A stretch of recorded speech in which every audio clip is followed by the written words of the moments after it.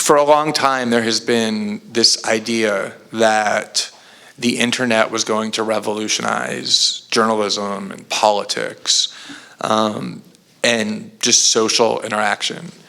And that hasn't fully happened because revolutions like that don't happen quickly. But I think one of the things you are seeing is that the promise of the internet is starting to be fulfilled for politics and definitely for journalism as well. And that's the reason I think these issues are so important. The internet really does have the ability to be this really radical force for democratization and liberalization. But that can only happen if it remains free, if you can use the internet without being monitored and surveilled and controlled. And that's exactly the reason that there's such an effort underway to try and control the internet and to try and convert it from this tool of democratization into a tool of control. And you saw, with the Arab Spring, the first thing that the tyrants who were endangered did was they started to try and gather as much surveillance technology as they could, because they knew two things. They knew that the internet would be this incredibly powerful force that would let people organize against them.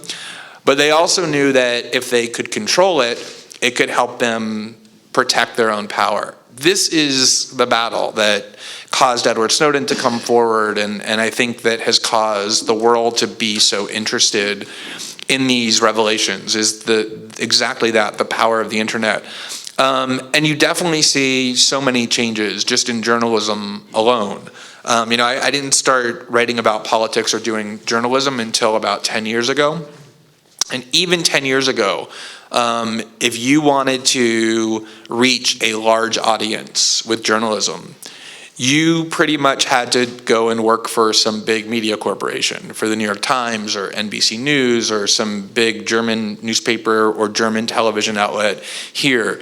And now, just 10 years later, not only don't you need to do that, it actually can limit your influence if you go and work for one of those large institutions.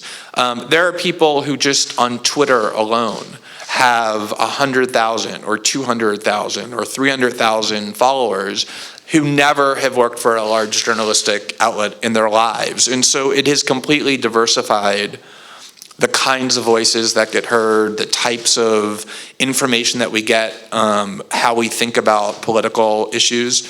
I think the best example was 6 months ago when there was an Israeli attack on Gaza.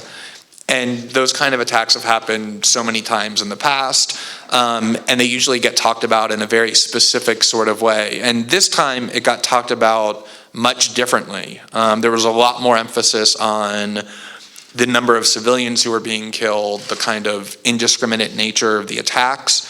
And the reason for that was that instead of getting our information from Western reporters who were in Jerusalem, or even some in Gaza who had to channel their reporting through Western editors, we were getting our information from people who live in Gaza, just ordinary people who had cell phones and Twitter accounts or Facebook or Instagram accounts, and would upload video of hospitals being exploded or their neighborhoods being destroyed.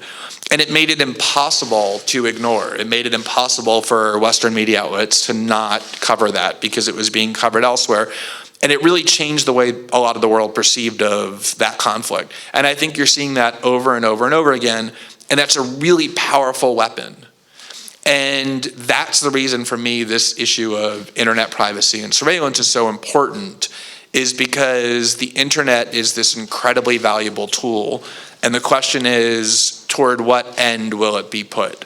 Will it be put toward the end it was always promised to be, which was increased freedom and strengthening of democracy?